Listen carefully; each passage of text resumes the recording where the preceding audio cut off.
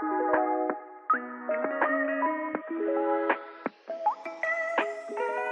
coup, bonjour à tous, moi c'est Ambre Henrique, je suis étudiante en L2 AES, Employee Management, et en même temps étudiante d'entrepreneur.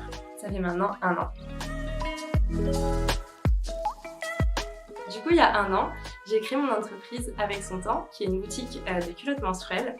Et le but du projet, ça a été de rendre les culottes menstruelles accessibles au plus grand nombre et surtout aux étudiants. J'ai pu en parler autour de moi. Il y avait une réelle volonté en fait de la part des étudiants de changer les choses, de changer leurs habitudes de consommation et aller plus vers une démarche écologique. Mais en fait, ils n'avaient pas forcément le budget pour.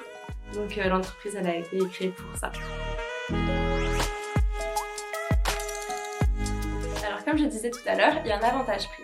En fait, on va aller à l'essentiel pour pouvoir proposer des produits qui soient intéressants. Comment on va faire ça? C'est simple.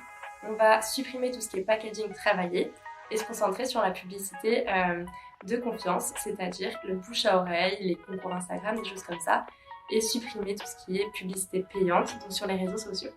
Ensuite, il y a un avantage écologique. Alors, il faut savoir qu'il y a 45 milliards de serviettes hygiéniques qui sont jetées chaque année. C'est énorme. Et en plus de ça, elles mettent 500 ans à se détériorer. Donc, c'est une bonne solution, on va dire, les culottes menstruelles, à ça. Et il y a un troisième aspect, c'est l'esthétique. En fait, généralement, quand on pense culotte de règles, on se dit la bonne culotte de grand-mère, le truc pas très sexy, pas très sympa. Mais ici, c'est pas du tout le cas. En fait, ça va être des culottes qui sont assez travaillées. Il y a même des modèles avec de la dentelle, etc. Donc, ça reste très sympa.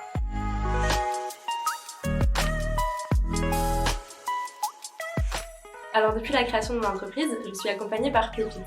Alors eux, ils vont m'apporter un encadrement, des réponses à mes questions et si jamais ils ne sont pas aptes à y répondre, ils vont pouvoir me rediriger vers des personnes qui, elles, le sont.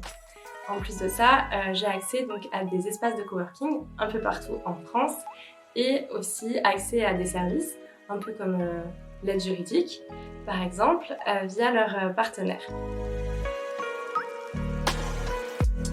S'il y a des étudiants qui souhaitent se lancer dans un projet entrepreneurial, ce que je peux vous conseiller, c'est de ne pas avoir peur, d'y aller, de se lancer. Il y aura toujours de toute façon des personnes qui vont pouvoir vous conseiller, vous aider à avancer.